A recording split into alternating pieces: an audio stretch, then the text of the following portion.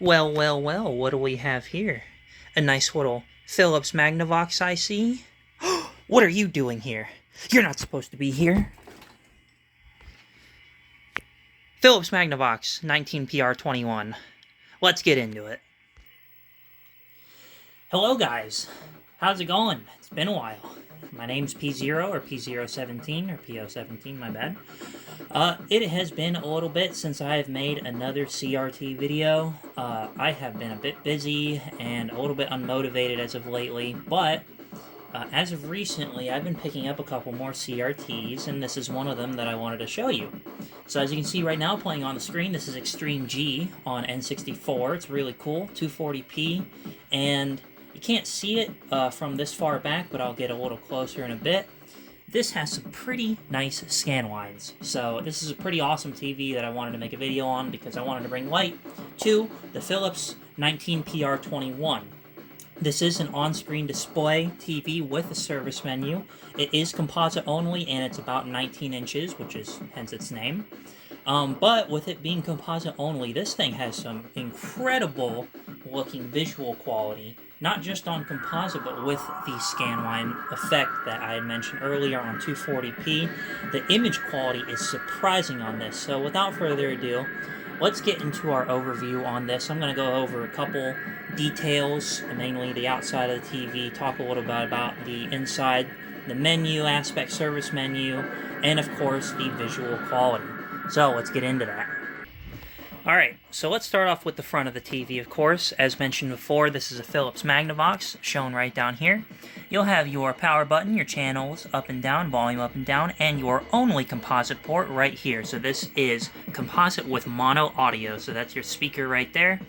Or I actually don't know if it's right there. I think it's on the left side here, but it is mono. So for example, what I use here, I use a stereo to mono converter, or whatnot, to be able to get full sound out of stuff like the N64, the Super Nintendo, or whatnot. Some games will have it set to where you can set it to mono audio, but for the most part, I just don't even care to deal with that. But then with that being said, so this up here is a Smart Series, and as you'll notice, this is a 19-inch curved tube. This has probably one of the more curvy tubes that I have seen in the out of looking at CRTs, and you can see just from right there how bubbly it is. It's kind of crazy how bubbly it actually is. But with that being said, this is a slot mask, so as you can see here, we're taking a look at the little slots in the tube here as the phosphors are illuminated. Really cool looking image, and I love the tube design of just how bubbly it looks. Nothing to mention on the sides, and we'll go ahead and take a look at the back here just in one moment. Alright, so the back here is pretty barren. You do get one RF port over there for those who still like to play on RF. And then up here, this is where your sticker will be for the Philips model number and everything like that. But that is pretty much it when it comes to this whole TV. So without further ado, let's go ahead and talk more about the menu and everything involving this TV. Alright, now we're on a white screen here for the Philips TV, and the reason why I brought you to a white screen was to show you this. So this here is the Philips Magnavox remote that comes with this TV. There are other Philips remotes that do work on this. I just don't really know which models they are. But this is the OEM remote here, as you can see. Not in the best condition. It's missing a button here. And you're going to notice that I'm going to be fiddling around with the TV a little bit, trying to get the buttons to press, because not always does it bring up stuff like the menu. But remote here, of course. So it has, of course, your power, your channel, your volume.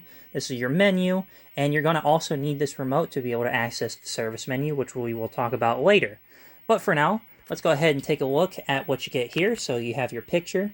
So with this, once I bring it back up again, you get your brightness, your color, picture, or your contrast, sharpness, your tint, and then something called Contrast Plus, which I haven't really noticed it do anything, whether I turn it on or off. So I just like to leave it off because I really don't care so much for a lot of signal processing, anything extra in the signal itself. I just want the purest image that I can get. It's also Smart Lock, which I never use because this is all for movies and TV stuff that is completely outdated. Setup, which gives you your language, cable, etc., etc. And as you can see, we've switched over back to this, so give me just 1 second to switch back over to the input. Alright, took me a little bit to actually realize, so this A/CH channel is actually your audio-video input. I've never had that happen before, so that's pretty nice. And then you have closed captioning, which you don't really need to care for either. So your picture is pretty much the only thing that you're going to need to worry about here when it comes to this stuff. So I've already got this pretty much tuned and calibrated. Now when it comes to the service menu, however, so I'm not going to be really showing this just because anytime you access the service menu, it does mess up your settings or your preset settings that you have for your picture over here. If I can get the menu back up, there we go. So yeah, it'll mess these up. It'll set all of them back to a default. But to get to this, you have to have your TV off. Then you type 062596. I believe that's what it is. And then you just hit status. So whenever you do 062596 status, that'll turn the TV back on, and it will bring up your service menu.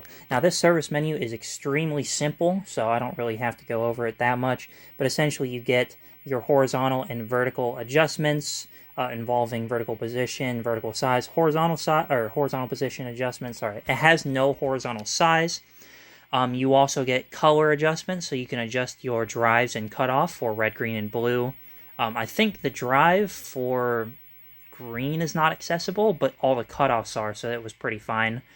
But that's pretty much it. That's all there really is to it, is just being able to adjust a couple bits of the geometry and the bit of the color, and a couple other like small things that you don't really need to worry about.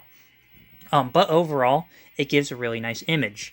I did also take the liberty of doing a little bit of a G2 voltage adjust on this thing, and then of course a little focus adjust. And we'll go ahead and move right on to talking about the picture quality, because that's actually what I was going to show you next. So we zoom right in here. This is Artemio. Remember, this is on composite video through my Super Nintendo, or my Super Famicom as it technically is. And while it does have a bit of rainbowing on here, the scanline effect on this thing is absolutely insane. It is some really thick, really sharp bars, which is awesome. So when it comes to the scanline effect, this thing is ridiculously good. It's almost unmatched, per se. You can kind of compare this to like a composite Sony Trinitron of about 20 inches as well. It's really good, but with the added benefit of having really good convergence on this thing. Pretty good geometry. Like I said, I couldn't really expand the horizontal size as much as I'd want to, so you do get a little bit of underscan on these sides. Vertical was fine though, but the absolute picture quality with this, with really good convergence, is just absolutely ridiculous. Bubble tubes that are slot masks like these are known, for the most part, as long as they haven't been abused, to have surprisingly decent convergence, especially over Sony counterparts. So that's why I tend to like these a lot. But this particular TV has given me a lot of joy just because of how good it is. I mean, for God's sakes, like I said, it's on composite and it looks this good. Let me go ahead and switch over to another test pattern just so you can see more. So, as I mentioned, here's the grid pattern.